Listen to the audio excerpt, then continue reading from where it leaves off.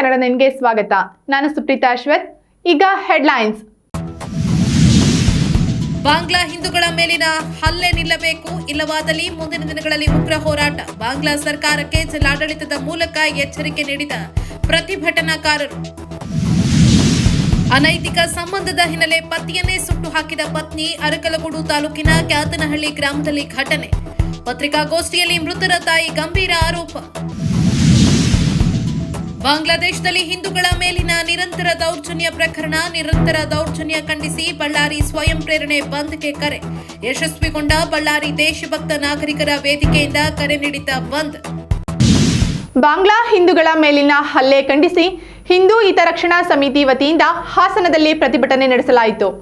ಬಾಂಗ್ಲಾದೇಶದಲ್ಲಿರುವ ಹಿಂದೂಗಳ ಮೇಲಿನ ದೌರ್ಜನ್ಯ ಹಾಗೂ ಹಿಂದೂ ವಿರೋಧಿ ನೀತಿ ಖಂಡಿಸಿ ಹಿಂದೂ ಹಿತರಕ್ಷಣಾ ಸಮಿತಿ ನೇತೃತ್ವದಲ್ಲಿ ವಿವಿಧ ಸಂಘಟನೆ ಹಾಗೂ ಬಿಜೆಪಿಯಿಂದ ಬೃಹತ್ ಜನಾಂದೋಲನ ಜಾಥಾ ಮತ್ತು ಬಹಿರಂಗ ಸಭೆ ನಡೆಸಿ ಬಾಂಗ್ಲಾ ವಿರುದ್ಧ ಆಕ್ರೋಶ ವ್ಯಕ್ತಪಡಿಸಿದರು. ಅಮಾಯಕ ಹಿಂದೂಗಳ ಮೇಲೆ ಹಲ್ಲೆ ಮಾಡುತ್ತಿರುವ ಬಾಂಗ್ಲಾದೇಶ ಮುಸಲ್ಮಾನರಿಗೆ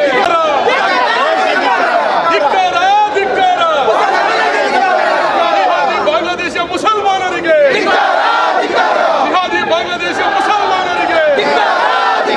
ಈ ವೇಳೆ ಬಜರಂಗ ದಳದ ಪ್ರಾಂತ ಸಹ ಸಂಚಾಲಕ ಗೋವರ್ಧನ್ ಮತ್ತು ಶಾಸಕ ಸಿಮೆಂಟ್ ಮಂಜು ಮಾತನಾಡಿ ಬಾಂಗ್ಲಾದೇಶದಲ್ಲಿ ಹಿಂದೂಗಳ ಮೇಲೆ ಆಗ್ತಾ ಇರೋ ದೌರ್ಜನ್ಯವನ್ನ ಖಂಡಿಸಿದ್ರು.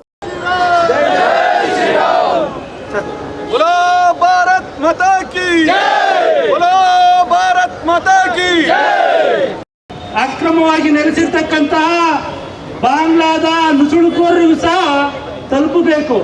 ಆ ರೀತಿಯಲ್ಲೇ ಎರಡೂ ಕೈಗಳನ್ನು ಮುಷ್ಟಿ ಕಟ್ಟಿ ಘೋಷಣೆಯನ್ನ ಹಾಕೋಣ.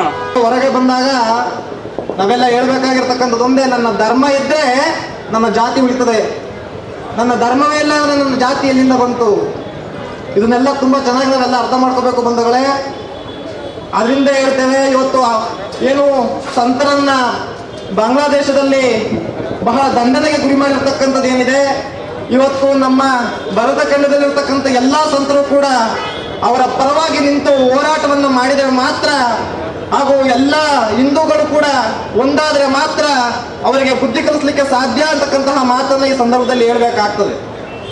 ನಾವೆಲ್ಲ ಒಂದಾಗೋಣ, ಮುಂದಿನ ದಿನಗಳಲ್ಲಿ ಅಂಥವರಿಗೆ ತಕ್ಕ ಶಾಸ್ತ್ರವನ್ನು ಮಾಡೋಣ ಅಂತಕ್ಕಂತಹ ಮಾತನ್ನು ಈ ಸಂದರ್ಭದಲ್ಲಿ ಹೇಳ್ತಾ, ಇನ್ನು ಮುಂದೆ ನಾವು ನಿಂತು ನೋಡೋದಲ್ಲ, ನಾವು ಮುಂದೆ ಬಂದು ಈ ಇಂತಹ ಸಂಘಟಿತವಾಗಿ ಮಾಡ್ತಾ ಇರ್ತಕ್ಕಂತಹ ಅವ್ರ ಜೊತೆ ಕೈ ಜೋಡಿಸಿ ಅಂಥವ್ರಿಗೆ ನಮ್ಮ ಬಲವನ್ನ ಪ್ರದರ್ಶನವನ್ನು ಮಾಡಿ ನಾವು ಎಲ್ಲರ ಜೊತೆ ಇದ್ದೇವೆ. ಬಾಂಗ್ಲಾದೇಶದ ಹಿಂದೂಗಳು ಬರೀ ಅವರು ಮಾತ್ರವೇ ಸಪರೇಟ್ ಅಲ್ಲ, ನಾವು ಕೂಡ ಇದ್ದೇವೆ ಅಂತಕ್ಕಂಥದ್ದನ್ನ ತೋರಿಸ್ಬೇಕು ಅನ್ನೋದಾದ್ರೆ ನಾವೆಲ್ಲರೂ ಕೂಡ ಒಂದಾಗಬೇಕಾಗ್ತದೆ, ನಾವೆಲ್ಲ ಒಂದಾಗಿ ತೋರಿಸ್ಬೇಕಾಗ್ತದೆ. ಬಾಂಗ್ಲಾದೇಶದಲ್ಲಿ ನಡೀತಿರ್ತಕ್ಕಂಥ ಹಿಂದೂಗಳ ಮೇಲೆ ದಾಳಿ, ಹಿಂದೂಗಳ ದೇವಾಲಯಗಳನ್ನ ಹೊಡಿತಿರ್ತಕ್ಕಂಥದ್ದು, ಅಮಾಯಕ ಹಿಂದೂಗಳ ಮೇಲೆ ಹಲ್ಲೆ ಮಾಡ್ತಿರ್ತಕ್ಕಂಥದ್ದು, ಇಸ್ಕಾನ್ ಟೆಂಪಲ್ನ ಸನ್ಯಾಸಿಯಾದಂಥ ಚಿನ್ಮಯಿ ದಾಸ್ ಅವ್ರನ್ನ ಬಂಧನ ಮಾಡಿರ್ತಕ್ಕಂಥದ್ದು ಖಂಡನೀಯ. ಹಿಂದೂಗಳ ಶಕ್ತಿ ಬಗ್ಗೆ ಯಾರೂ ಪರೀಕ್ಷೆ ಮಾಡೋದು ಬೇಡ. ಹಿಂದೂಗಳ ಸ್ವಾಭಿಮಾನಕ್ಕೆ ಧಕ್ಕೆ ಆದಂಥ ಸಂದರ್ಭದಲ್ಲಿ ವಿವಿಧ ಉದಾಹರಣೆಗಳನ್ನ ಈ ದೇಶದಲ್ಲಿ ಕೂಡ ನೋಡಿದ್ದೀರಾ. ಅದೇ ರೀತಿಯಲ್ಲಿ ಬಾಂಗ್ಲಾದೇಶದಲ್ಲಿ ಹಿಂದೂಗಳ ಮೇಲೆ ಏನು ನಿರಂತರವಾಗಿ ಹಲ್ಲೆ ನಡೀತಿದೆ, ಇದೇ ರೀತಿ ಮುಂದೋದಂಥ ಸಂದರ್ಭದಲ್ಲಿ ಭಾರತ ಸರ್ಕಾರ ಕೂಡ ಕೈಕಟ್ಟಿ ಕೂರಲ್ಲ. ನಾನು ಒತ್ತಾಯವನ್ನು ಮಾಡ್ತೀನಿ, ಅಲ್ಲಿರ್ತಕ್ಕಂಥ ಹಿಂದೂಗಳ ರಕ್ಷಣೆ ಮಾಡಬೇಕಾಗಿರ್ತಕ್ಕಂಥದ್ದು ನಮ್ಮ ಭಾರತ ಸರ್ಕಾರದ ಹೊಣೆ ಕೂಡ ಇದೆ, ನಮ್ಮೆಲ್ಲರ ಹೊಣೆ ಕೂಡ ಇದೆ. ಖಂಡಿತವಾಗಲೂ ಕೂಡ ಮುಂಬರ್ತಕ್ಕಂಥ ದಿನಗಳಲ್ಲಿ ಅಲ್ಲಿರ್ತಕ್ಕಂಥ ಜೆಹಾದಿ ಮುಸಲ್ಮಾನರು ಹಿಂದೂಗಳ ಮೇಲೆ ದಾಳಿಯನ್ನು ನಿಲ್ಲಿಸ್ತಿಲ್ಲ ಅಂತಂದರೆ ಮುಂಬರ್ತಕ್ಕಂಥ ದಿನಗಳಲ್ಲಿ ಬೇರೆ ಥರ ವಾತಾವರಣ ಆಗುತ್ತೆ. ತಾವು ಏನು ನಮ್ಮ ಸನ್ಯಾಸಿಯನ್ನು ಬಂಧನದಲ್ಲಿಟ್ಟಿದ್ದೀರಾ, ತುರ್ತಾಗಿ ಅವ್ರನ್ನ ಬಿಡುಗಡೆ ಮಾಡಬೇಕು. ಹಿಂದೂಗಳ ಮೇಲೆ ದಾಳಿಯನ್ನು ಈ ಕ್ಷಣವೇ ನಿಲ್ಲಿಸಬೇಕು. ಇಲ್ಲ ಅಂತಂದರೆ ಪರಿಸ್ಥಿತಿ ಬೇರೆ ಥರ ಆಗುತ್ತೆ ಅಂತೇಳಿ ಈ ಸಂದರ್ಭದಲ್ಲಿ ಬಾಂಗ್ಲಾದೇಶದಲ್ಲಿರ್ತಕ್ಕಂಥ ಮುಸಲ್ಮಾನರಿಗೆ ಎಚ್ಚರಿಕೆಯನ್ನು ಈ ಸಂದರ್ಭದಲ್ಲಿ ನಾನು ಕೊಡ್ತೀನಿ ಅಂತೇಳಿ ಈ ಸಂದರ್ಭದಲ್ಲಿ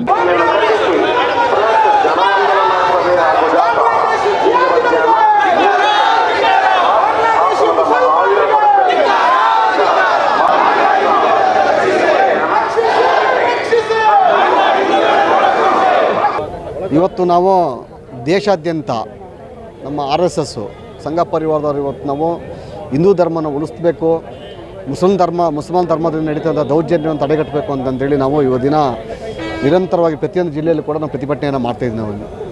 ಭಾಳ ವಿಶೇಷವಾಗಿ 1947ರಲ್ಲಿ ಭಾರತ ವಿಭಜನೆ ಆದಾಗ, ಅಖಂಡ ಭಾರತ ಏನಾಯಿತು, ಅಖಂಡ ಭಾರತ ವಿಭಜನೆ ಆದಂಥ ಆ ಸಂದರ್ಭದಲ್ಲಿ ಜವಾಹರ್ಲಾಲ್ ನೆಹರು ಅವರು ತೆಗೆದುಕೊಂಡಂಥ ತೀರ್ಮಾನ ಇವತ್ತು ನಾವು ಇಂಥ ಒಂದು ಸಂಕಷ್ಟಕ್ಕೆ ಸಿಕ್ಕಿಕೊಳ್ಳೋಕ್ಕೆ ಕಾರಣ ಆಗ್ತದೆ. ಆವತ್ತಿನ ದಿವಸದಲ್ಲಿ ಮುಸಲ್ಮಾನರು ಏನು ಪಾಕಿಸ್ತಾನದಲ್ಲಿರಬೇಕು ಮತ್ತು ಬಾಂಗ್ಲಾದೇಶದಲ್ಲಿರಬೇಕು ಅಂತ ತೀರ್ಮಾನ ತೊಗೊಂಡು ಅವರು ಪ್ರತ್ಯೇಕ ರಾಷ್ಟ್ರವರು ಮಾಡಿಕೊಟ್ಟ ನಂತರ ಅಲ್ಲಿದ್ದಂಥ ಅಲ್ಪಸಂಖ್ಯಾತ ನಮ್ಮ ಹಿಂದೂಗಳಿಗೂ ಕೂಡ ಎಲ್ಲ ರೀತಿಯ ರಕ್ಷಣೆಗಳನ್ನು ಬೇಕಾದಂಥ ನಾಗರಿಕ ಸೌಲಭ್ಯಗಳನ್ನು ಕೊಡಬೇಕು ಅಂತೇಳಿ ಅವತ್ತಿನ ಒಂದು ರೆಸಲ್ಯೂಷನ್ ಕೂಡ ಪಾಸ್ ಆಯಿತು, ಸಂವಿಧಾನದಲ್ಲಿ ಪಾಸ್ ಆಯಿತು ಅಲ್ಲಿ. ಅದೇ ರೀತಿ ನಾವು ನಮ್ಮ ಭಾರತದಲ್ಲಿ ನಮ್ಮಲ್ಲಿರುವಂಥ ಹಿಂದುಳಿದ ವರ್ಗ ಆದಂಥ ಮುಸಲ್ಮಾನರಿಗೂ ನಾವು ಎಲ್ಲ ರೀತಿಯ ಸೌಕರ್ಯಗಳನ್ನು, ಸವಲತ್ತುಗಳನ್ನು, ನಾಗರಿಕ ಸೌಲಭ್ಯಗಳನ್ನು ಕೊಟ್ಟು ನಾವು. ಆದರೆ ಇವತ್ತು ನಮ್ಮ ಭಾರತದ ಹಿಂದೂಗಳು ಏನು ಇದರಲ್ಲಿ ಬಾಂಗ್ಲಾದೇಶದಲ್ಲಿ ಮತ್ತು ಪಾಕಿಸ್ತಾನದಲ್ಲಿದ್ದಾರೆ, ಅವ್ರ ಮೇಲೆ ನಿರಂತರವಾಗಿ ದೌರ್ಜನ್ಯ ಮಾಡ್ತಾ ಇರೋವಂಥದ್ದು ಮತ್ತು ಅವ್ರನ್ನ ಹತ್ಯೆ ಮಾಡ್ತಿರೋಂಥದ್ದು ಭಾಳ ಖಂಡನೀಯವಾದ ವಿಚಾರ ಅದು. ಹಾಗಾಗಿ ನಾವು ರಾಷ್ಟ್ರಕ್ಕೆ ಮತ್ತು ವಿಶ್ವಸಂಸ್ಥೆಗೆ ನಾವು ಒತ್ತಾಯವನ್ನು ಏನು ಮಾಡ್ತೀವಿ ಅಂತಂದರೆ, ಕೂಡಲೇ ನಮ್ಮ ಹಿಂದೂಗಳಿಗೆ ಸೂಕ್ತವಾದ ರಕ್ಷಣೆಯನ್ನು ಕೊಡಬೇಕು. ಬಾಂಗ್ಲಾದೇಶದಲ್ಲಿ ಮತ್ತು ಪಾಕಿಸ್ತಾನದಲ್ಲಿ ವಿಶೇಷವಾಗಿ ನಮ್ಮಲ್ಲಿರುವಂಥ ಮುಸಲ್ಮಾನರಿಗೆ ನಾವು ಯಾವ ರೀತಿ ನಾಗರಿಕ ಸೌಲಭ್ಯಗಳನ್ನು ಕೊಡ್ತಾ ಇದ್ದೀವಿ, ಅವ್ರಿಗೆ ಬೇಕಾದ ಅನುಕೂಲಗಳು ಮಾಡಿಕೊಡ್ತಾ ಆ ರೀತಿ ಎಲ್ಲ ಸವಲತ್ತುಗಳನ್ನು ಕೊಡಬೇಕಂತ ನಮ್ಮ ಹೋರಾಟ ಇದೆ ಇಲ್ಲಿ. ಪ್ರತಿಭಟನೆ ವೇಳೆ ಬಿಜೆಪಿ ಜಿಲ್ಲಾಧ್ಯಕ್ಷ ಸಿದ್ದೇಶ್, ನಾಗೇಂದ್ರ, ಪ್ರಧಾನ ಕಾರ್ಯದರ್ಶಿ ಅಮಿತ್ ಶೆಟ್ಟಿ, ವೇಣುಗೋಪಾಲ್, ಜೀವನ್, ರಘು ಇತರರು ಉಪಸ್ಥಿತರಿದ್ದರು. ಹಾಸನ ಜಿಲ್ಲೆಯ ಸಕಲೇಶಪುರ ತಾಲೂಕಿನ ಹಾರಳ್ಳಿ ಗ್ರಾಮದ ಪೃಥ್ವಿ ಎಚ್ಎಸ್ ಭೂಸೇನೆಯಲ್ಲಿ ಸತತ 17 ವರ್ಷದ ಸುದೀರ್ಘ ಸೇವೆಯನ್ನ ಸಲ್ಲಿಸಿ ಇಂದು ಕಾರ್ಯನಿವೃತ್ತಿ ಹೊಂದಿದ್ದಾರೆ. ಹಾಸನ ಜಿಲ್ಲೆಯ ಸಕಲೇಶಪುರ ತಾಲೂಕಿನ ಹಾರಳ್ಳಿ ಗ್ರಾಮದ ಪೃಥ್ವಿ ಎಚ್ಎಸ್ ಅವರು 17 ವರ್ಷ ಸೇನೆಯಲ್ಲಿ ಸುದೀರ್ಘ ಸೇವೆಯನ್ನ ಸಲ್ಲಿಸಿ ಇಂದು ನಿವೃತ್ತಿ ಹೊಂದಿದ್ದಾರೆ. ಕೃಷಿ ಕುಟುಂಬದಲ್ಲಿ ಜನಿಸಿದ ಅವರು ಸುಬ್ರಾಯ ಅನ್ನುವರ ಪುತ್ರ. ಅಪ್ಪಟ ಹಳ್ಳಿ ಪ್ರತಿಭೆ. ಮಲೆನಾಡಿನ ಮಳೆ ಚಳಿಯನ್ನ ಲೆಕ್ಕಿಸದೆ ತಮ್ಮ ದೇಹವನ್ನು ದಂಡಿಸಿಕೊಂಡು ಸತತ ಪರಿಶ್ರಮದಿಂದ ತಮ್ಮ ಕನಸಾದ ದೇಶ ಸೇವೆಯ ಮೇಲೆ ಅಪಾರ ಪ್ರೀತಿ ಇಟ್ಟು ಸೇನೆಯನ್ನ ಸೇರಿದ್ರು. ಸತತ 17 ವರ್ಷ ನಮ್ಮ ಭಾರತದ ಭೂಸೇನೆಯಲ್ಲಿ ಕಾರ್ಯನಿರ್ವಹಿಸಿ ಈಗ ನಿವೃತ್ತಿ ಪಡೆದು ಸಾಮಾಜಿಕ ಜೀವನಕ್ಕೆ ಮರಳುತ್ತಿದ್ದಾರೆ. ಹಾಸನ ಜಿಲ್ಲೆಯ ಮತ್ತು ಹಾರಹಳ್ಳಿ ಗ್ರಾಮದ ಸಮಸ್ತ ಜನರು ಹಾಗೂ ಕನ್ನಡ 9 ನ್ಯೂಸ್ ಪರವಾಗಿ ಅವರಿಗೆ ಹಾರ್ದಿಕ ಸ್ವಾಗತವನ್ನ ಕೋರುತ್ತಿದ್ದೇವೆ. ಹಾಸನದಲ್ಲಿ ಸ್ವಾಭಿಮಾನ ಒಕ್ಕೂಟಗಳ ಜಂಟಿ ಆಶ್ರಯದಲ್ಲಿ ನಾಳೆ ನಡೆಯಲಿರುವ ಜನಕಲ್ಯಾಣ ಸಮಾವೇಶಕ್ಕೆ ಸಂಬಂಧಿಸಿದಂತೆ ಪೂರ್ವಭಾವಿ ಸಭೆ ಚಿಕ್ಕನಾಯಕನಹಳ್ಳಿಯಲ್ಲಿ ನಡೆಯಿತು. ಸ್ವಾಭಿಮಾನ ಒಕ್ಕೂಟಗಳ ಜಂಟಿ ಆಶ್ರಯದಲ್ಲಿ ಹಾಸನದಲ್ಲಿ ಡಿಸೆಂಬರ್ 5ರಂದು ನಡೆಯಲಿರುವ ಜನಕಲ್ಯಾಣ ಸಮಾವೇಶಕ್ಕೆ ಸಂಬಂಧಪಟ್ಟಂತೆ ತಾಲೂಕಿನ ಬ್ಲಾಕ್ ಕಾಂಗ್ರೆಸ್ ಸಮಿತಿ ವತಿಯಿಂದ ಪೂರ್ವಭಾವಿ ಸಭೆ ಚಿಕ್ಕನಾಯಕನಹಳ್ಳಿಯಲ್ಲಿ ನಡೆಯಿತು. ಈ ವೇಳೆ ಮಾಜಿ ಶಾಸಕ ಕೆಎಸ್ ಕಿರಣ್ ಕುಮಾರ್, ಹಿಂದುಳಿದ ವರ್ಗಗಳ ಶೋಷಿತ ಸಮಾಜದ ಒಕ್ಕೂಟದ ಅಧ್ಯಕ್ಷ ಕೆಎಂ ರಾಮಚಂದ್ರಪ್ಪ, ಬ್ಲಾಕ್ ಕಾಂಗ್ರೆಸ್ ಅಧ್ಯಕ್ಷ ಪಿಟಿ ಚಿಕ್ಕಣ್ಣ ಮುಂತಾದವರು ಹಾಜರಿದ್ದರು. ಈಗ ಪುಟ್ಟದೊಂದು ವಿರಾಮ.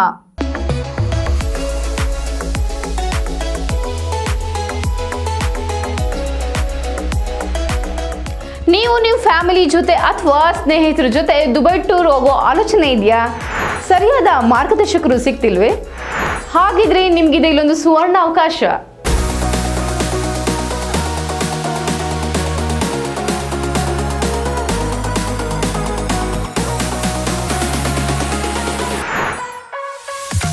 ಕಡಿಮೆ ವೆಚ್ಚದಲ್ಲಿ ಕರ್ನಾಟಕದ ಪ್ರಸಿದ್ಧ ಟ್ರಾವೆಲ್ ಈಸಿ ವತಿಯಿಂದ 5 ರಾತ್ರಿ 6 ದಿನಗಳ ದುಬೈ ಶಾಪಿಂಗ್ ಫೆಸ್ಟಿವಲ್ ಟೂರ್ ಆಯೋಜಿಸಲಾಗಿದ್ದು, ವಿಶೇಷ ರಿಯಾಯಿತಿ ದರದಲ್ಲಿ EMI ಆಪ್ಷನ್ ಕೂಡ ಲಭ್ಯವಿದೆ.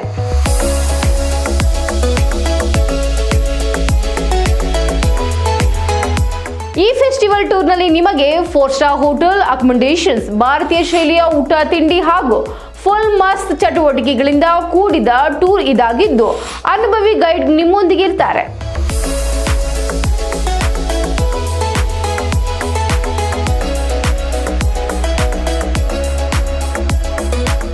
ಸೈಟ್ ಸೀಯಿಂಗ್ ಪ್ಲೇಸಸ್ ಅಲ್ಲಿ ನೀವು ಮಿರಾಕಲ್ ಗಾರ್ಡನ್ ಮತ್ತು ಗ್ಲೋಬಲ್ ವಿಲೇಜ್,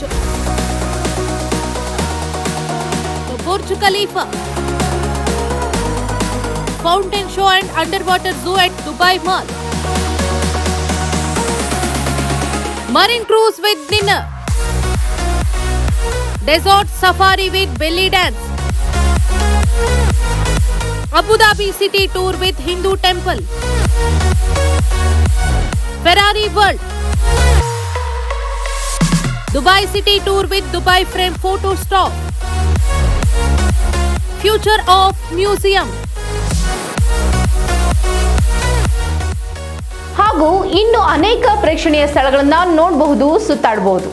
ಆಸಕ್ತರು ಪ್ರವಾಸಿ ವೆಚ್ಚ ಹಾಗೂ ಇನ್ನಿತರ ಯಾವುದೇ ಮಾಹಿತಿಗಾಗಿ ಹಿಂದೆ ಸಂಪರ್ಕಿಸಿ. ಟ್ರಾವೆಲ್ ಈಸಿ ಬುದ್ಧ ಮಾರ್ಗ ವಿದ್ಯಾನಗರ ಹಾಸನ 9591027265 7899173517. ವಿರಾಮದ ನಂತರ ನ್ಯೂಸ್ಗೆ ಸ್ವಾಗತ. ಗ್ಯಾಸ್ ಪೈಪ್ಲೈನ್ ಅಳವಡಿಸಿ ಎಂದು ಪ್ರತಿಭಟನೆ ನಡೆಸುತ್ತಿದ್ದವರ ವಿರುದ್ಧ ಚನ್ನರಾಯಪಟ್ಟಣ ಪುರಸಭೆ ಅಧ್ಯಕ್ಷರು, ಪದಾಧಿಕಾರಿಗಳು ಹಾಗೂ ಜೆಡಿಎಸ್ ಮುಖಂಡರು ಆಕ್ರೋಶ ವ್ಯಕ್ತಪಡಿಸಿದರು. ಗ್ಯಾಸ್ ಪೈಪ್ಲೈನ್ ಅಳವಡಿಸಿ ಅಂತ ಪ್ರತಿಭಟನೆ ನಡೆಸ್ತಾ ಇದ್ದವರ ವಿರುದ್ಧ ಚನ್ನರಾಯಪಟ್ಟಣ ಪುರಸಭೆ ಅಧ್ಯಕ್ಷರು, ಪದಾಧಿಕಾರಿಗಳು ಹಾಗೂ ಜೆಡಿಎಸ್ ಮುಖಂಡರು ಆಕ್ರೋಶ ವ್ಯಕ್ತಪಡಿಸಿದರು. ಚನ್ನರಾಯಪಟ್ಟಣದಲ್ಲಿಂದು ಸುದ್ದಿಗೋಷ್ಠಿಯನ್ನ ಉದ್ದೇಶಿಸಿ ಮಾತನಾಡಿದ ಅವರು ಪ್ರತಿಭಟನಾಕಾರರ ವಿರುದ್ಧ ಟೀಕಾ ಪ್ರಹಾರ ನಡೆಸಿದರು. ಯಾರು ಮಾಡೋದು? ರೋಡ್ ಅಗೀತಾರೆ, ಪೈಪ್ಲೈನ್ ಡ್ಯಾಮೇಜ್ ಮಾಡ್ತಾರೆ, ರೋಡ್ ಕಟ್ ಮಾಡ್ತಾರೆ.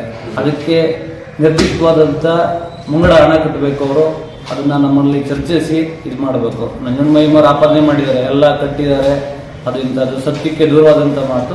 ಯಾವುದೇ ಥರದಂಥ ಡೆಪಾಸಿಟ್ ನಮ್ಮಲ್ಲಿ ಇಟ್ಟಿಲ್ಲ. ಮುನ್ಸಿಪಾಲ್ಟಿಗೆ ಆಗಲಿ ನಾವು ಸಭೆಯಲ್ಲಿ ತೀರ್ಮಾನ ಮಾಡಿದ್ದೇನಪ್ಪ ಅಂದರೆ ಮುಂದಿನ ದಿನಗಳು ಅವ್ರನ್ನ ಕರೆಸಿ ಸಾರ್ವಜನಿಕರು ಮತ್ತು ಪುರಸಭಾ ಸದಸ್ಯರು ಎಲ್ಲರೂ ಕೂತು ಒಂದು ಮಾತಾಡಿ ಸಾರ್ವಜನಿಕರ ಅಭಿಪ್ರಾಯ ತಗೊಂಡು ಈ ಕಾಮಗಾರಿನ ಮುಂದುವರ್ಸೋದು ಅಂತಿತ್ತು. ಕಳೆದ 3 ವರ್ಷದಿಂದ ಆಗಲಿ 2 ವರ್ಷದಿಂದ ಯಾವ ಕಂಪ್ನಿಯವರು ಬಂದಿಲ್ಲ. ಯಾವ್ದು ಕಂಪ್ನಿದು? A G P gas private limited Chennai. ಈ ಕಂಪ್ನಿ ವತಿಯಿಂದ ಯಾರೂ ಬಂದಿಲ್ಲ. ಇವರು ನಿನ್ನೆ ಪ್ರತಿಭಟನೆ ಮಾಡಿದ ಉದ್ದೇಶ ಏನು ಅಂತ ನಮಗೆ ಗೊತ್ತಿಲ್ಲ. ಪಾಪ ಅವ್ರಿಗೆ ಅರಿವಿಲ್ಲ ಅನಿಸುತ್ತೆ. ಈಗ ಸಂಬಂಧಪಟ್ಟ ಇಲಾಖೆಯವರು ಬರಬೇಕು, ಸಂಬಂಧಪಟ್ಟ ಕಂಪ್ನಿಯವರು ಬರಬೇಕು. ಈ ವೇಳೆ ಪುರಸಭೆ ಅಧ್ಯಕ್ಷ ಬನಶಂಕರಿ ಹಾಗೂ ಪುರಸಭೆ ಸದಸ್ಯರು ಹಾಜರಿದ್ದರು. ರೈತರ ಬೇಡಿಕೆಗಳನ್ನ ಈಡೇರಿಸದಿದ್ರೆ ಬೆಳಗಾವಿ ಅಧಿವೇಶನದಲ್ಲಿ 1 ಲಕ್ಷ ರೈತರು ಮುತ್ತಿಗೆ ಹಾಕುವ ಕಾರ್ಯಕ್ರಮ ನಡೆಸಲಾಗುವುದು ಎಂದು ರಾಜ್ಯ ರೈತ ಸಂಘದ ಅಧ್ಯಕ್ಷ ಅರಳಾಪುರ ಮಂಜಣ್ಣ ಎಚ್ಚರಿಸಿದರು. ರೈತರ ಬೇಡಿಕೆಗಳನ್ನು ಈಡೇರಿಸಬೇಕು, ಇಲ್ಲದೇ ಇದ್ರೆ ಬೆಳಗಾವಿ ಅಧಿವೇಶನದಲ್ಲಿ 1 ಲಕ್ಷ ರೈತರು ಮುತ್ತಿಗೆ ಹಾಕುವ ಕಾರ್ಯಕ್ರಮ ನಡೆಸಲಾಗುವುದು ಅಂತ ರಾಜ್ಯ ರೈತ ಸಂಘದ ಅಧ್ಯಕ್ಷ ಅರಳಾಪುರ ಮಂಜಣ್ಣ ಎಚ್ಚರಿಸಿದ್ದಾರೆ. ಚನ್ನರಾಯಪಟ್ಟಣದಲ್ಲಿ ಸುದ್ದಿಗೋಷ್ಠಿ ಉದ್ದೇಶಿಸಿ ಅವರು ಮಾತನಾಡಿದರು. ಸ್ಟಾರ್ಟಿಂಗ್ ಸ್ವಾಗತನ ಮಾಡಿ ಇಡೀ ಕಾಂಗ್ರೆಸ್ ಎಲ್ಲ ಮಂತ್ರಿಗಳು, CM ಇಂದ ಹಿಡಿದು DCM ಹಿಡಿದು ಎಲ್ಲ ಮಿನಿಸ್ಟ್ರುಗಳು, MLAಗಳು ಆಸ್ತಿಗೆ ಬರ್ತಿದ್ದಾರೆ. ಆ ವೇದಿಕೆ ಮೇಲೆ ಇಡೀ ರಾಜ್ಯದ ರೈತರದು ಏನು ಬೇಡಿಕೆ ಇತ್ತು ಅದನ್ನು ಹಾಸನ ಜಿಲ್ಲೆಯಲ್ಲಿ ಏನು ಸಮಸ್ಯೆ ಮಾಡ್ತಾ ಇದ್ದಾರೆ ಘೋಷಣೆ ಮಾಡಬೇಕು. ಘೋಷಣೆ ಅಂತಂದರೆ ನೀವು ಕೊಟ್ಟದ ಮಾತು ಏನು ಕಾಂಗ್ರೆಸ್ನವ್ರು ಮಾತು ಕೊಟ್ಟಿದ್ದೀರಿ ನಮಗೆ. ನೀವು ಸರ್ಕಾರಕ್ಕೆ ಬರೋಕ್ಕಿಂತ ಮುಂಚೆ ಭೂಸಾಧನ ಕಾಯ್ದೆ, APMC ಕಾಯ್ದೆ, ಸ್ವಾಮಿನಾಥಿ ವರದಿ ಬೇಕಾದ ನಮಗೆ ರೇಟನ್ನು ನಿಗದಿ ಮಾಡೋದು, ವೈದ್ಯರಿಗೆ ಬೆಲೆನ ಫಿಕ್ಸ್ ಮಾಡೋದು, ಕಳಸಾ ಬಂಡೂರಿ, ಮೇಕೆದಾಟು ಮತ್ತು KPTCಯಲ್ಲಿ ರೈತರಿಗೆ ನೇರವಾಗಿ 24 ಗಂಟೆಗೆ TC ಸಿಗ್ತಿತ್ತು. ಇವಾಗ ಅದೆಲ್ಲ ಇವತ್ತು ಮಾತಿಗೆ ತಬ್ಬಿದ್ದೀರಿ. TC ಇಲ್ಲ, TCನೂ ಕೊಡ್ತಿಲ್ಲ. ರೈತ 2 ಲಕ್ಷ ಕೊಟ್ಟು. ಈ ವೇಳೆ ರಾಜ್ಯ ರೈತ ಸಂಘದ ಸದಸ್ಯರು ಹಾಜರಿದ್ದರು. ಮಲೆನಾಡು ಭಾಗದಲ್ಲಿ ಕಾಡಾನೆ ಹಾವಳಿಯಿಂದ ಬೇಸತ್ತ ರೈತಾಪಿ ವರ್ಗ ಸಕಲೇಶಪುರ ಬೇಲೂರು ಮುಖ್ಯ ರಸ್ತೆಯಲ್ಲಿ ಬಸ್ ತಡೆದು ಪ್ರತಿಭಟನೆ ನಡೆಸಿದ್ರು. ಮಲೆನಾಡು ಭಾಗದಲ್ಲಿನ ಕಾಡಾನೆ ಹಾವಳಿಯಿಂದ ಬೇಸತ್ತ ರೈತಾಪಿ ವರ್ಗ ಸಕಲೇಶಪುರ ಬೇಲೂರು ಮುಖ್ಯ ರಸ್ತೆಯಲ್ಲಿ ಬಸ್ ತಡೆದು ಪ್ರತಿಭಟನೆ ಮಾಡಿದ್ರು. ಆದರೆ ಇದರ ಪರಿಣಾಮ ವಿದ್ಯಾರ್ಥಿಗಳು ಮನೆಗೆ ತೆರಳುವುದಕ್ಕೆ ಬಸ್ ಇಲ್ಲದೆ ಪರದಾಡುವಂತಾಗಿತ್ತು. ರಸ್ತೆ ತಡೆ ವಿಚಾರ ತಿಳಿಯದ ವಿದ್ಯಾರ್ಥಿಗಳು ಬೆಳಗ್ಗೆ ಎಂದಿನಂತೆ ಶಾಲೆಗೆ ಬಂದಿದ್ರು. 4 ಗಂಟೆಗೆ ಸರ್ಕಾರಿ ಬಸ್ ನಿಲ್ದಾಣದ ಬಳಿ ಬಂದ ವಿದ್ಯಾರ್ಥಿಗಳು ಕತ್ತಲಾಗ್ತಾ ಇದ್ರು. ಬಸ್ ಬಾರದೆ ಪರದಾಡುವಂತಾಯಿತು. ಹಾಗೆ ಬೇರೆ ಊರಿಗೆ ತೆರಳೋದಕ್ಕಾಗಿ ಬಸ್ಗಾಗಿ ಕಾಯ್ತಾ ಇದ್ದ ಪ್ರಯಾಣಿಕರು ಕೂಡ ಬಸ್ ಬಾರದೆ ವಾಪಸ್ ಮನೆಗಳಿಗೆ ತೆರಳದಂತಹ ಪರಿಸ್ಥಿತಿ ನಿರ್ಮಾಣ ಆಗಿತ್ತು. ಈ ವೇಳೆ ಮಾಧ್ಯಮದವರೊಂದಿಗೆ ಮಾತನಾಡಿದ ವಿದ್ಯಾರ್ಥಿಗಳು ಕಾಡಾನೆ ಸಮಸ್ಯೆಯಿಂದ ಶಾಲೆಗೆ ಬರೋದಕ್ಕೆ ಸಮಸ್ಯೆ ಒಂದೆಡೆ ಆದ್ರೆ ಬಸ್ ಇಲ್ಲದೆ ಮನೆಗೆ ಹೋಗೋದಕ್ಕೆ ಸಮಸ್ಯೆ ಆಗ್ತಾ ಇದೆ ಅಂತ ಬೇಸರ ವ್ಯಕ್ತಪಡಿಸಿದ್ರು. ನನ್ನ ಹೆಸರು ಚೈತನ್ಯ ಅಂತ. ನಾನು ಅನುಗ್ರಹ ಪ್ರೌಢಶಾಲೆಯಲ್ಲಿ 10ನೇ ತರಗತಿಯಲ್ಲಿ ಓದ್ತಿದ್ದೇನೆ. ಇವತ್ತು ನಾವು 4 ಗಂಟೆಗೆ ಬಂದಿದ್ದೀವಿ, 5:15 ಆದರೆ ಇನ್ನೂ ಬಸ್ ಬಂದಿಲ್ಲ. ನಾವು ಹಳ್ಳಿಗಳಿಗೆ ಹೋಗಬೇಕು, ದಿನ ಇದೇ ಆಗುತ್ತೆ. ಆನೆಗಳು ಕಾಟ ಬೇರೆ, ನಮಗೆ ಇದರಿಂದ ಸ್ಪೆಷಲ್ ಕ್ಲಾಸ್ ಕೂಡ ಅಟೆಂಡ್ ಮಾಡೋಕ್ಕೆ ಆಗ್ತಿಲ್ಲ. ದಯಮಾಡಿ ನಮಗೆ ಬಸ್ಸನ್ನು ಬಿಟ್ಟು ಓದಲಿಕ್ಕೆ ಸಹಾಯ ಆಗೋ ಥರ ಮಾಡಬೇಕು ಅಂತ ಕೇಳ್ಕೊಳ್ತೀನಿ. ಬಾಂಗ್ಲಾದೇಶದಲ್ಲಿ ಹಿಂದೂಗಳ ಮೇಲಿನ ನಿರಂತರ ದೌರ್ಜನ್ಯ ಪ್ರಕರಣ ಖಂಡಿಸಿ ಬಳ್ಳಾರಿ ದೇಶಭಕ್ತ ನಾಗರಿಕರ ವೇದಿಕೆ ವತಿಯಿಂದ ನಡೆದ ಬಂದ್ ಯಶಸ್ವಿಯಾಯಿತು.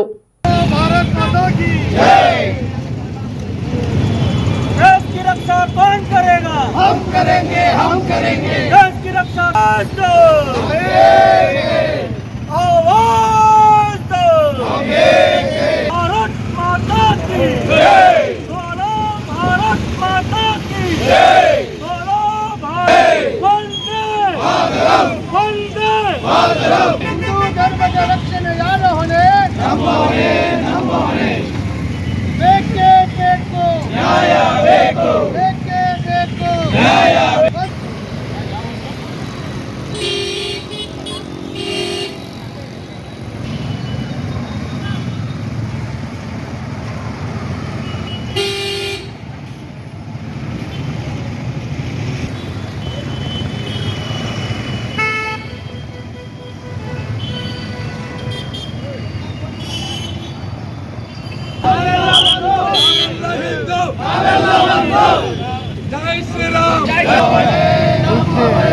ಸಂಸ್ಕೃತಿ ರಕ್ಷಣೆ ಯಾರ ಹೊಣೆ?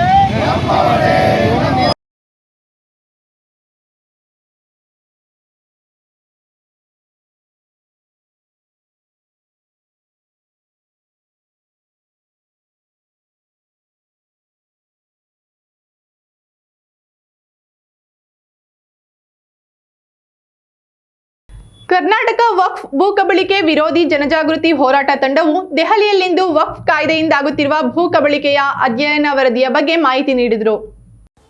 ಕರ್ನಾಟಕ ವಕ್ಫ್ ಭೂ ಕಬಳಿಕೆ ವಿರೋಧಿ ಜನಜಾಗೃತಿ ಹೋರಾಟ ತಂಡ ದೆಹಲಿಯಲ್ಲಿ ಇಂದು ಕೇಂದ್ರೀಯ ಜಂಟಿ ಸದನ ಸಮಿತಿಯ ಅಧ್ಯಕ್ಷ ಜಗದಾಂಬಿಕಾ ಪಾಲ್ ಅವರನ್ನ ಭೇಟಿ ಮಾಡಿ ವಕ್ಫ್ ಕಾಯ್ದೆಯಿಂದಾಗ್ತಾ ಇರೋ ಭೂ ಕಬಳಿಕೆಯ ಅಧ್ಯಯನದ ವರದಿಯ ಬಗ್ಗೆ ಮಾಹಿತಿ ನೀಡಿದರು. आधा बीदर का पुराने किला वो भी वक्त ऐसा आरटीसी में आ रहा है 11,500 वहाँ से एक विलेज में गए 26 एकर्स गवर्नमेंट का जो गवर्नमेंट ने दिया हुआ. ಈ ಬಗ್ಗೆ ಸಕಾರಾತ್ಮಕವಾಗಿ ಸ್ಪಂದಿಸಿದ ಜಗದಾಂಬಿಕಾ ಪಾಲ್ ಅವರು ಕರ್ನಾಟಕ ರಾಜ್ಯದ ಮುಖ್ಯ ಕಾರ್ಯದರ್ಶಿಗಳನ್ನ ಹಾಗೂ ಸಂಬಂಧಪಟ್ಟ ಅಧಿಕಾರಿಗಳನ್ನ ಸಮಿತಿಯ ಮುಂದೆ ಕರೆಸಿ ಪರಿಶೀಲಿಸಿ ನ್ಯಾಯ ಕೊಡಿಸುವುದಾಗಿ ಭರವಸೆ ನೀಡಿದರು. Karnataka this amendment was announced by the Modi government. The Karnataka government and the minister in Karnataka took a campaign to enroll the names of Waqf in the different RTCs of farmers and temples and also in the government properties. So Basanagowda Patil Yatnal started the agitation in Bijapur district where it is most affected area, where the JPC chairman also visited. So after that we toured half of the Karnataka, that is North Karnataka, and most of the cases we received from the farmers, and even we started the war room in Karnataka, and we received more than 400 cases, such cases to the war room, and we toured Bidar, Kalburgi, Raichur, Yadgiri, Bagalkot, Bijapur and Belgaum districts. So where the most properties which was not belongs to Waqf, they are claiming Waqf. So this is the issue raised up by the state government. The minister, Waqf minister, Jamir Ahmad Khan, he instigated. So we brought all this thing to notice of Honorable Chairman Jagadambika Palji, and he definitely said the concerned officers. So we submitted all the documents which we have collected, and he asked the officers to go through the verification of these documents and present it to the Joint Parliamentary Committee. ಈ ವೇಳೆ Basanagouda Patil Yatnal, Ramesh Jarkiholi, Arvind Limbavali, GM Siddesh, Kumar Bangarappa ಮುಂತಾದವರು ಉಪಸ್ಥಿತರಿದ್ದರು. ಸೊಸೆ ಅನೈತಿಕ ಸಂಬಂಧ ಹೊಂದಿದ್ದನ್ನ ಪ್ರಶ್ನೆ ಮಾಡಿದ್ದಕ್ಕೆ ನನ್ನ ಮಗನನ್ನ ಸೀಮೆ ಎಣ್ಣೆ ಸುರಿದು ಕೊಲೆಗೈದಿದ್ದಾರೆ ಅಂತ ಹಾಸನ ಜಿಲ್ಲೆ ಅರಕಲಗೂಡು ತಾಲೂಕಿನ ಕ್ಯಾತನಹಳ್ಳಿ ಗ್ರಾಮದ ನಿಂಗಮ್ಮನವರು ಆರೋಪಿಸಿದ್ದಾರೆ. ನನ್ನ ಮಗ ಮಂಜು ಆತನ ಪತ್ನಿ ಲಕ್ಷ್ಮಿ ಸೀಮೆಎಣ್ಣೆ ಸುರಿದು ಕೊಲೆ ಮಾಡಿದ್ದಾಳೆ ಅಂತ ಅವರು ಆರೋಪಿಸಿದ್ದಾರೆ. ಈ ಬಗ್ಗೆ ಹಾಸನದಲ್ಲಿ ಇವತ್ತು ಸುದ್ದಿಗೋಷ್ಠಿಯನ್ನ ನಡೆಸಿದ್ರು. ಈ ವೇಳೆ ಮಾತನಾಡಿದ ಅವರು, ನನ್ನ ಸೊಸೆ ಲಕ್ಷ್ಮಿ ಪರಪುರುಷನೊಂದಿಗೆ ಅನೈತಿಕ ಸಂಬಂಧವನ್ನ ಇಟ್ಕೊಂಡಿದ್ದು ಅದನ್ನ ಪ್ರಶ್ನೆ ಮಾಡಿದ್ದಾನೆ ಮಗ ಮಂಜು. ಈ ವೇಳೆ ಸೊಸೆ ಆತನ ಜೊತೆ ಜಗಳವಾಡಿದ್ದಾಳೆ. ಬಳಿಕ ತನ್ನ ಗಂಡನಿಗೆ ಸೀಮೆಎಣ್ಣೆ ಸುರಿದು ಬೆಂಕಿ ಹಚ್ಚಿದ್ದಾಳೆ ಅಂತ ನಿಂಗಮ್ಮ ಆರೋಪಿಸಿದ್ದಾರೆ. ನನ್ನ ಮಗನಿಗೆ ನಾನು ಹೇಳಿ, ಅಪ್ಪ ಯಾಕಪ್ಪ ಹಿಂಗ್ ಹೊಡೆದಾಡ್ತಿದ್ದಿ, ಜಗಳಾಡ್ತಿದ್ದನು, ಕೈ ಮುಗಿ ತಿನ್ಕಲ್ಲ ಅಂದ್ರವ್ವ 2 ವರ್ಷ ನನ್ನ ಸಂಸಾರ ನಡೆಯಕ್ ಕೊಡ್ತೇ ಇಲ್ಲ. ಹೋಗ ಇಲ್ಲಾಕ ಬಂದಿಲ್ಲ ಅಂತ ಕೇಳ್ತಾಳೆ. ನಾನು ಹೆಂಗ್ ಏನ್ ಹೇಳವ ನಾನು ಅವ್ರಿಗೆ ಅಂತ ಹೇಳಿ ಅಂದ. ಅಂತ ಅಂದು ಸೊಸೆ ಏನು ಅನ್ಬಿಟ್ಟೆ. ಹಂಗಂದ್ಮೇಲೆ ಬಿಟ್ಟಾಕಪ್ಪ ನಾನೇನ್ ಮಾಡ್ಲಪ್ಪ ಅಂದೆ. ದಿನ ಜಗಳಾಡ್ತಾಳೆ, ಬೈತಾಳೆ ಅಂತಾಳೆ. ನಾನು ಏನ್ ಮಾಡೋದು ಅಂತ ಹೇಳಿ ಹೋಗ್ಬಿಡು ಗಾಡಿ ತಕ, ನೀನ್ ಇಲ್ಲಿ ಮನೇಲಿ ಇರ್ಬೇಡ ಕಣಪ್ಪ ಅಂತಳು. ನಾನು ನನ್ನ ಮಗನಿಗೆ ಹೇಳಿದೆ, ಗಾಡಿ ಹೋಗೋನು, ಅವನಿಗೆ ಬೇಕಾದ ದಿನ ಬರೋನು ಮನೆಗೆ. ಆ ಥರ ಮಾಡಿ ನನ್ನ ಮನೆ ಇವತ್ತು ಇದು ಮಾಡಿ ನಾನು ಏನಾರ ಹೋಗಿ ಕೇಳಿದ್ರೆ ಡೈಲಿ ಹೋದ್ರೆ ಇಲ್ಲ ಹೋಗಮ್ಮ ನಿಂಗಮ್ಮ ಈಗ ಮಾಡ್ತೀವಿ ಏನು ಹಾಗೆ ಮಾಡ್ತೀವಿ ಅಂತಾರೆ. ನಮ್ಮ ಮಾತು ಕೇಳ್ಕೊಂಡು ಅವ್ರಿಗೆ ಕೇಳಕ್ಕೆ ನಮ್ಮ ಮಾತನ್ನೇ ಕೇಳಕ್ಕಲ್ಲ ಪೊಲೀಸ್ನವರು. ನಾನು ಆರೋಪಿನ ಹೊರಗ್ ಬಿಟ್ಕೊಂಡು ನಮ್ಮ ತಾಯಿ ದುಡ್ಡು ತಗೊಂಡ್ತಿದ್ದೇ ಇದಾರೆ ಪೊಲೀಸ್ನವರು. ಅದಕ್ಕೆ ಅವ್ರು ಸಪೋರ್ಟ್ ಮಾಡ್ತಾ ಇದಾರೆ ಸರ್.